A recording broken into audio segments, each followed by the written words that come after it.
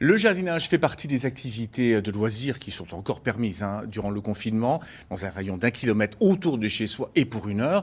Pour ceux qui n'ont pas la chance d'avoir un jardin, il est possible de cultiver un jardin partagé, comme une quarantaine d'habitants du centre-ville de Nancy.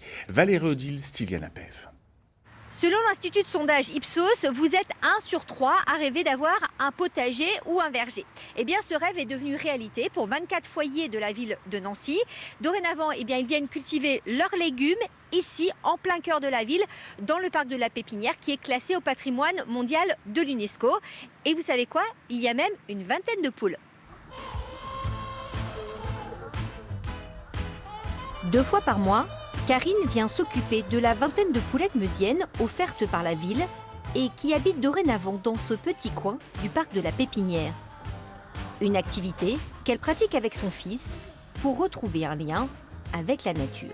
Quand c'est un jour classique, on vient, on s'assure qu'elles sont toutes là, on les compte, qu'il n'y en ait pas une qui soit blessée ou malade ou qui a l'air un petit peu plus faible. Ensuite, on peut déjà aller vérifier s'il y a des œufs qui sont dans le pondoir. On s'assure qu'elles aient de l'eau, qu'elles aient de quoi manger. Karine vient aussi cultiver des légumes avec 40 autres membres de l'association La Passerelle Le Creux. La ville leur prête le terrain, 600 mètres carrés, avec comme premier objectif d'en faire la vitrine d'une agriculture plus écologique et qui respecte le bien-être animal. Le deuxième objectif, c'est que les gens apprennent à cultiver une plante, apprennent à prendre soin d'un sol et s'il y en a, apprennent à prendre soin des animaux.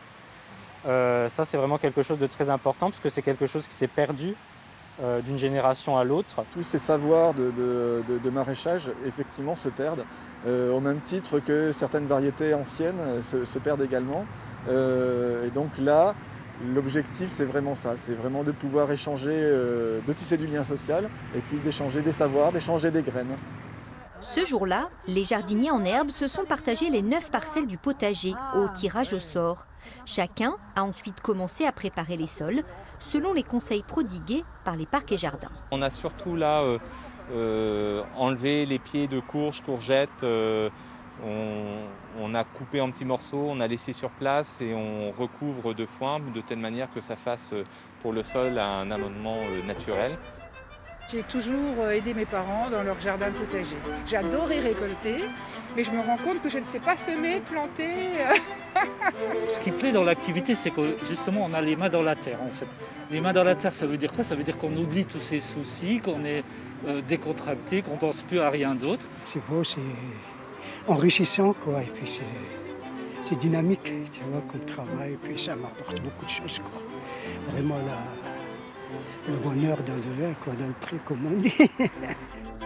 En semant, ces jardiniers espèrent bien aussi essaimer d'autres jardins partagés dans d'autres quartiers et dans la tête des écoliers. Cela fait partie de la charte qu'ils ont signée avec la ville.